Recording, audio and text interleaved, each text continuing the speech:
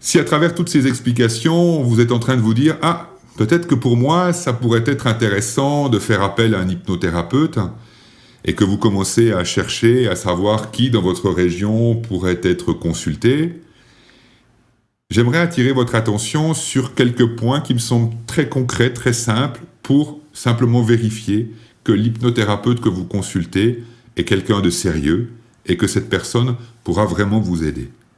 Donc, c'est ce que j'ai résumé sur ce document. Comment choisir un hypnothérapeute? Et il y a déjà un point très simple à garder à l'esprit. Faites-vous confiance. Faites confiance à cette petite voix, à cet instinct que vous avez à l'intérieur. Et si lorsque vous appelez la personne et que lorsque vous entendez cette personne vous répondre, le son de sa voix, la manière dont elle parle, vous ne vous sentez pas à l'aise, ça ne vaut même pas la peine d'y aller. Le travail hypnotique est un travail empreint d'émotion, de sensibilité, de délicatesse, et il est absolument essentiel que la rencontre entre l'hypnothérapeute et son client, son patient, puisse se faire d'une façon qui soit harmonieuse, respectueuse, confortable, sécurisante. Si déjà, avant de me rendre chez la personne que j'ai choisie, je suis dans une totale insécurité parce que au téléphone, il y a quelque chose vraiment que je n'ai pas senti, est-ce que cette rencontre pourra se faire? Je ne pense que non. Donc il me semble vraiment important de pouvoir d'abord vous faire confiance et de faire confiance à cet instinct que vous pouvez avoir. Même quand vous vous rencontrez pour la première fois, quand vous rencontrez cette personne pour la première fois, écoutez, respectez ce que vous pouvez ressentir instinctivement à l'intérieur. Le deuxième point très concret, c'est est-ce que l'hypnothérapeute prend le temps de parler avec vous? Est-ce qu'il prend le temps de s'intéresser à vous? Est-ce qu'il prend le temps de vous questionner pour savoir comment vous vivez la difficulté, la problématique pour laquelle il vient vous le consulter? Est-ce qu'il s'intéresse aussi à vos ressources, à vos capacités, à vos réussites? Est-ce qu'il prend vraiment le temps de vous accueillir, de vous écouter et de vous rencontrer? Si vous rencontrez un hypnothérapeute qui, au bout de 5 minutes, vous dit « Bon, nous allons commencer la séance d'hypnose », si moi j'étais à votre place, je partirais en courant. Je le ferai peut-être pas sur l'instant, je ferai la personne polie, je fais la séance jusqu'au bout, mais honnêtement, je ne pense pas, en tout cas moi je suis incapable de commencer à faire un travail hypnotique si je n'ai pas pris le temps de rencontrer la personne. Dans ma pratique, je consacre 1h30 pour une séance. J'ai besoin d'1h30 pour une séance. Parce que durant cette heure et demie, eh bien, d'abord je prends le temps d'accueillir la personne. Je prends le temps de l'écouter, je prends le temps de m'intéresser à elle, je prends le temps de découvrir qui elle est vraiment. Et c'est seulement à partir du moment où j'ai vraiment pu rencontrer la personne que ce lien s'est tissé, qu'une rencontre s'est faite. C'est seulement à partir de ce moment-là qu'un vrai travail hypnotique bénéfique pourra commencer à se faire pour la personne. Donc ça, c'est un des premiers points qu'il est important de garder à l'esprit. Est-ce que l'hypnothérapeute que vous rencontrez prend le temps de vous écouter, de vous poser des questions? Deuxième point qui doit sonner la sonnette d'alarme chez vous, c'est est-ce qu'il vous oblige à quoi que ce soit? Est-ce qu'il vous dit maintenant fermez les yeux? Est-ce qu'il vous dit maintenant couchez-vous? Est-ce qu'il vous oblige à quoi que ce soit? S'il vous oblige à quoi que ce soit, 1. Donnez-vous le droit de refuser. Et 2. Je ne continuerai pas à consulter cet hypnothérapeute. L'hypnose moderne, l'hypnose ericksonienne, est une hypnose où on sait très bien qu'il est possible de faire un excellent travail hypnotique sans obliger la personne à quoi que ce soit.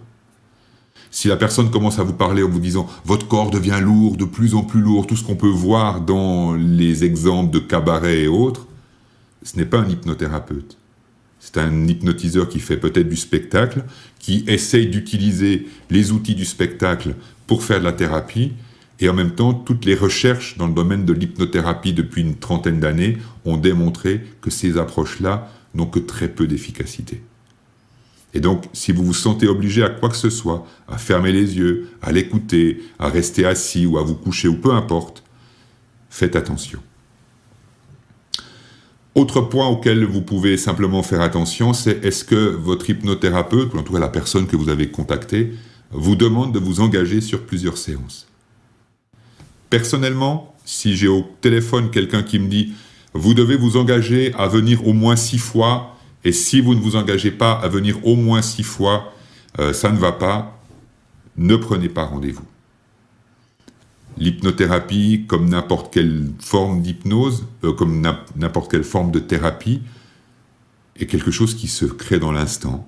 Il faut d'abord qu'une alchimie se fasse, qu'une rencontre se fasse, qu'il y ait la nécessité de se voir une deuxième fois ou une troisième fois. Et donc si vous rencontrez quelqu'un qui vous demande de vous engager immédiatement sur plusieurs séances, avant même que vous ayez fait au moins une séance, évitez. Et même si après la première séance, il vous demande de vous engager, moi, personnellement, je refuserai.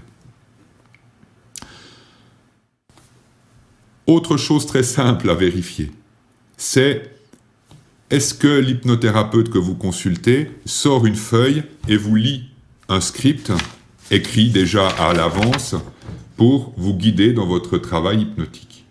Si l'hypnothérapeute que vous consultez sort une feuille écrite et vous lit ce qui est écrit sur la feuille pour vous accompagner, vous guider dans une séance d'hypnose, je partirai. Le propre d'un bon travail hypnotique, c'est que ce soit un travail sur mesure. Chaque personne est unique. Et c'est quelque chose auquel je tiens profondément. Chaque personne est un être unique et à part entière. Et en aucun cas, on ne peut sortir une feuille déjà écrite qui devrait convenir à tout le monde. Chaque séance, chaque travail hypnotique doit être spécifique et sur mesure pour la personne qu'on a en face de soi. Autre critère auquel je ferai extrêmement attention, c'est l'hypnothérapeute qui vous dit « Ah, moi je guéris ceci » ou « Moi je vous garantis ce résultat-là ». Honnêtement, personne ne peut vous garantir quoi que ce soit. J'ai profondément confiance. Cela fait maintenant plus de 10 ans que je pratique chaque jour l'hypnothérapie, ça fait plus de 10 ans que je reçois des clients, et je sais, avec l'expérience que j'ai, que l'hypnose est une thérapie qui marche. J'ai profondément confiance dans l'efficacité de l'hypnose ericksonienne et dans l'hypnothérapie que j'enseigne. Et en même temps que j'ai profondément confiance dans son efficacité, en aucun cas je peux garantir un quelconque résultat. Parce que je sais que la magie du changement tient quelque chose de beaucoup plus complexe que juste ma conviction. Je crois que les choses peuvent changer. J'ai même eu des expériences où je fus moi-même surpris du changement qui a été produit par le travail hypnotique. Je n'imaginais même pas possible ce changement-là. Et pourtant, il s'est manifesté chez la personne. Donc, même moi, je peux être surpris de l'efficacité de l'hypnose. Et en même temps que je suis surpris, en aucun cas, je ne veux croire et être convaincu de quoi que ce soit. Le miracle du changement, le miracle de la transformation, le miracle de la guérison est quelque chose qui s'inscrit profondément à l'intérieur de l'être humain. Et même si je peux favoriser ce mouvement, même si je peux faciliter ce changement à l'intérieur de la personne qui vient me consulter, en aucun cas je contrôle cela. Je ne suis qu'un vecteur, qu'une personne qui favorise ce changement. Mais je ne peux pas le maîtriser, je ne peux pas le contrôler. La vie est beaucoup plus magique que cela. Et donc, pour moi, un hypnothérapeute qui vous promet un changement est un hypnothérapeute qui n'a pas encore accepté ses limites et qui a encore besoin de construire ou de cultiver l'illusion qu'il est capable de sauver le monde. Et personnellement, je l'éviterai. Et puis le dernier point que je vous invite à valider ou à vérifier, c'est est-ce que si vous lui posez des questions sur comment il travaille, si vous lui demandez « mais comment vous allez travailler avec moi? Quelles sont les techniques que vous allez utiliser? À quoi je dois m'attendre durant cette séance d'hypnose ?» S'il refuse de vous répondre, alors refusez d'entrer en état hypnotique. Moi, j'explique très souvent aux personnes avant de commencer la séance d'hypnose, voilà ce que je vais faire.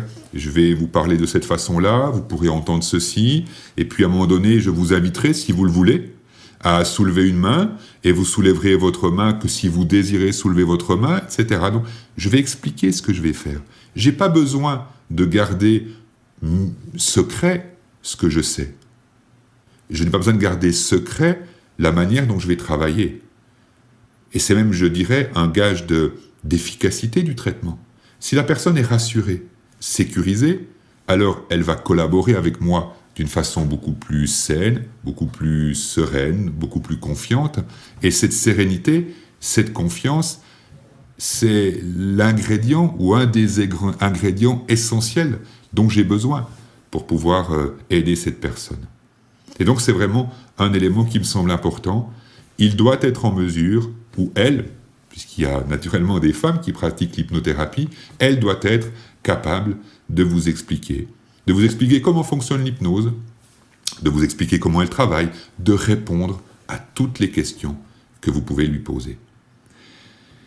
Je pense vraiment que si vous évaluez ces différents critères que je viens d'énumérer, que vous pouvez d'ailleurs retrouver sur la feuille « Comment choisir un hypnothérapeute », document que vous pouvez toujours télécharger à partir des liens que j'ai mis à votre disposition, si vous vérifiez ces différents points et que pour chacun des points, c'est validé, alors je pense que la personne que vous avez consultée peut vous convenir et en même temps, eh bien, souvenez-vous qu'il y a une petite voix à l'intérieur et vous pouvez faire confiance à cette petite voix qui est à l'intérieur de vous.